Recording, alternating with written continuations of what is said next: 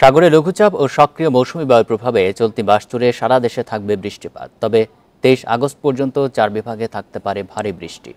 এদিকে বৃষ্টির কারণে থাকছে পাহাড় ধসের আশঙ্কাও।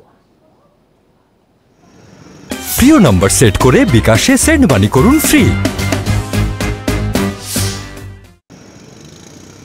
উত্তর পশ্চিম বঙ্গোপসাগরে তৈরি হয়েছে লঘুচাপ, সঙ্গে সক্রিয় মৌসুমী বায়ুর প্রভাবে চলতি মাস জুড়ে সারা দেশে থাকবে বৃষ্টিপাত। আবহাওয়া অধিদপ্তর বলছে 23 আগস্ট পর্যন্ত খুলনা, বরিশাল, চট্টগ্রাম ও সিলেট বিভাগে হতে পারে ভারী বৃষ্টি। তবে ঢাকা, ময়মনসিংহ, রাজশাহী ও রংপুরে বৃষ্টি তুলনামূলক কম থাকবে। খুলনা, বরিশাল, চট্টগ্রাম বিভাগ সহ ঢাকা, সিলেট, ময়মনসিংহ ক্রমান্বয়ে এসে উত্তর পশ্চিম দিকে ধাবিত হয়ে বৃষ্টিপাত ঘটাতে থাকে।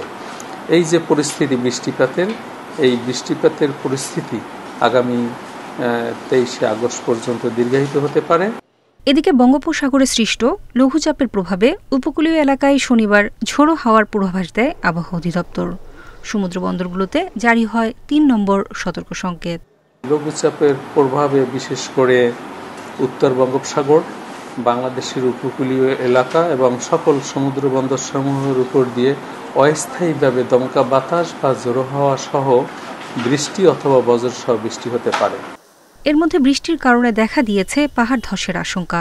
শনিবার ভোর 6টা পর্যন্ত 24 ঘন্টায় দেশে সর্বোচ্চ বৃষ্টি রেকর্ড করা হয় সন্দ্বীপে 187 মিলিমিটার। নূরে জান্নাত, ইন্ডিপেন্ডেন্ট নিউজ, ঢাকা।